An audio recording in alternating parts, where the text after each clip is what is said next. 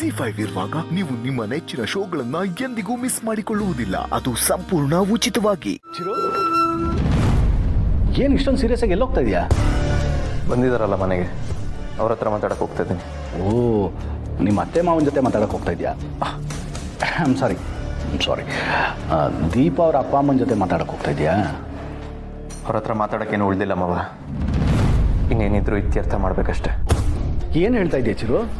ಹೌದು ಮಾವ, ಅವ್ರು ಮಾಡಿರೋ ಅನಾಹುತಕ್ಕೆ ಇನ್ನೇನು ಮಾಡಲಿ. ಇವತ್ತಿಗೆ ಅವ್ರಿಗೂ ಈ ಮನೆಗೂ ಇದು ನಂಟು ಮುಗೀತು. ಇನ್ಮೇಲಿಂದ ಅವ್ರು ಯಾರೋ ನಾವ್ಯಾರೋ. ನಾನು ಯಾವತ್ತೂ ನಿಮ್ಮ ಮಗಳನ್ನ ಹೆಂಡತಿಯಾಗಿ ಒಪ್ಕೊಂಡಿಲ್ಲ, ಒಪ್ಕೊಳ್ಳೋದು ಇಲ್ಲ ಅಂತ ಕ್ಲಿಯರ್ ಮಾಡಿಬಿಡ್ತೀನಿ. ನಿಮ್ಮ ಮಗಳನ್ನ ಕರ್ಕೊಂಡು ಹೋಗ್ಬಿಟ್ಟು ಪುಣ್ಯ ಕಟ್ಕೊಳ್ಳಿ ಅಂತಲೂ ಹೇಳ್ತೀನಿ. ಇಷ್ಟು ದಿನ ಸಹಿಸ್ಕೊಂಡು ಸಾಕಾಗೋಗಿದೆ.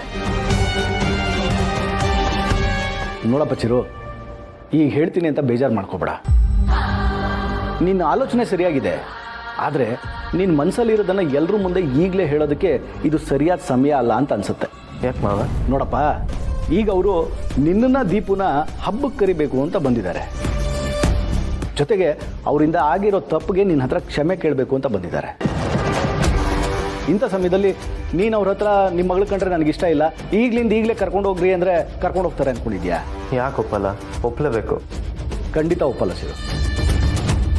ನಾವು ನಮ್ಮ ಮಗಳನ್ನ ಇಲ್ಲಿಂದ ಕರ್ಕೊಂಡು ಹೋಗಲ್ಲ, ನಾವು ಇಲ್ಲಿಂದ ಹೋಗಲ್ಲ ಅಂತ ಹಠ ಹಿಡಿತಾರೆ. ನೋಡು,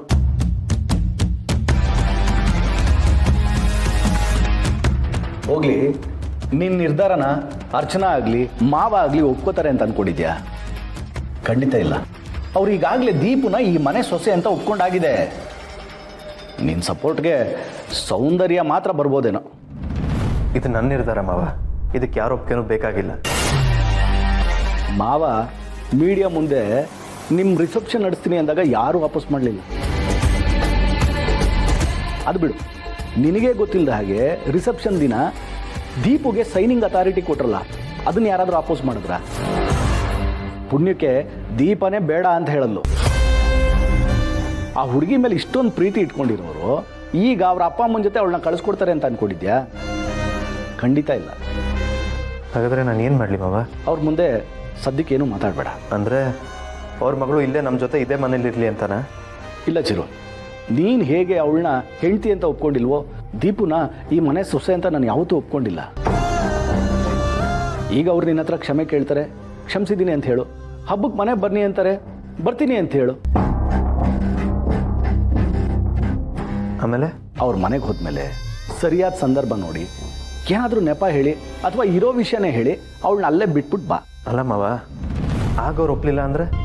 ಅವ್ರ ಒಪ್ಪಿಗೆ ಯಾರಿಗೆ ಬೇಕು ಚಿರು? ನಿನ್ನ ಅಭಿಪ್ರಾಯ ಹೇಳಬೇಕು, ಅವಳನ್ನ ಅಲ್ಲೇ ಬಿಡಬೇಕು, ಬರ್ತಾ ಇರಬೇಕು. ಅಲ್ಲಿಗೆ ನಿನ್ನ ಅವಳ ಸಂಬಂಧ ಮುಗ್ದೋಗುತ್ತೆ.